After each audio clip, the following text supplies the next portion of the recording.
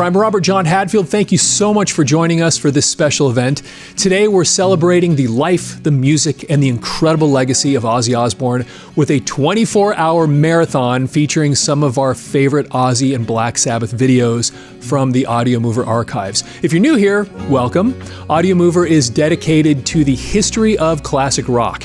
We dive into the stories behind the albums, the artists, the magazines, the concerts, and the moments that helped shape the music we all grew up with. We now have hundreds of videos covering everyone from Black Sabbath and Ozzy to Iron Maiden, Judas Priest, Rush, Deep Purple, Def Leppard, so many more.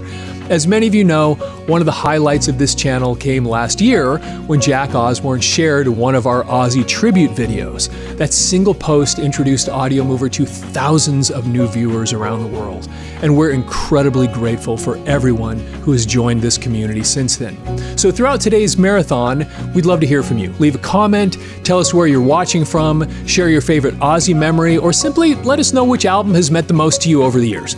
We're streaming this event across several different platforms, but YouTube is our main home, where we've recently passed 37,000 subscribers. So if you enjoy classic rock history and the stories behind the music, we'd love to have you become part of the Audio Mover community. So thanks again for spending part of your day with us. We've got an incredible lineup ahead, so let's get started. Sometimes I start these videos off with a little trivia question. This one's probably maybe a little easier than most. And the question is, what do this album and this album have in common? We have Ozzy Osbourne's Blizzard of Ozz, which came out on September 12th of 1980. And we have Uriah Heep, Abominog, which came out in April of 1982. And I don't know what it was about that album cover. For some reason, it kind of reminded me of that. You remember the movie Creepshow? And there was that crate and it was under the stairs or something, had that huge mouth. Anyway, I don't know what it was about that, but I remember seeing that for the first time. One of the creepiest album covers. Anyway, and it's actually not a bad album. It's got some cool stuff on it.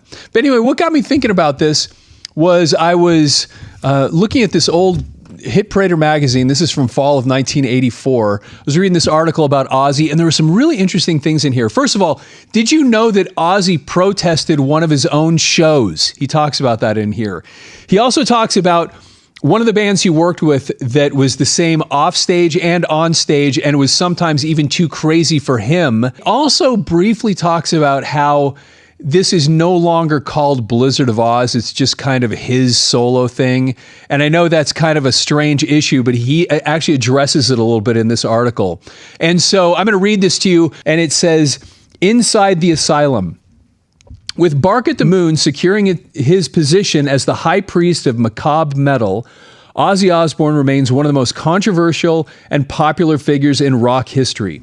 Despite more than 15 years reigning the rock domain, to many people, Ozzy remains the ultimate enigma.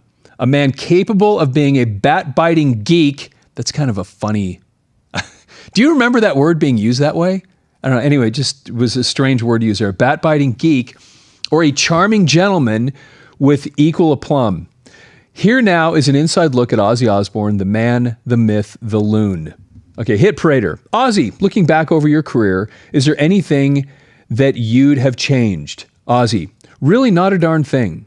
There have been good times and there have been some bad, but they've all helped make me who I am, and that's something I have no desire to change. Now, one thing to put this in context is pretty fascinating.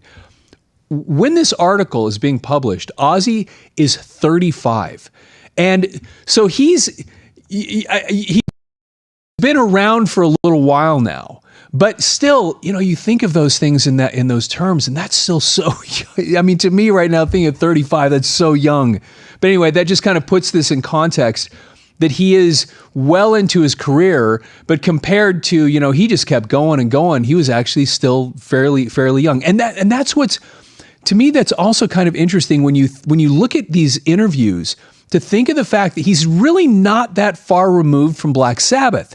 This is 1984, so you're talking about just a few years earlier was when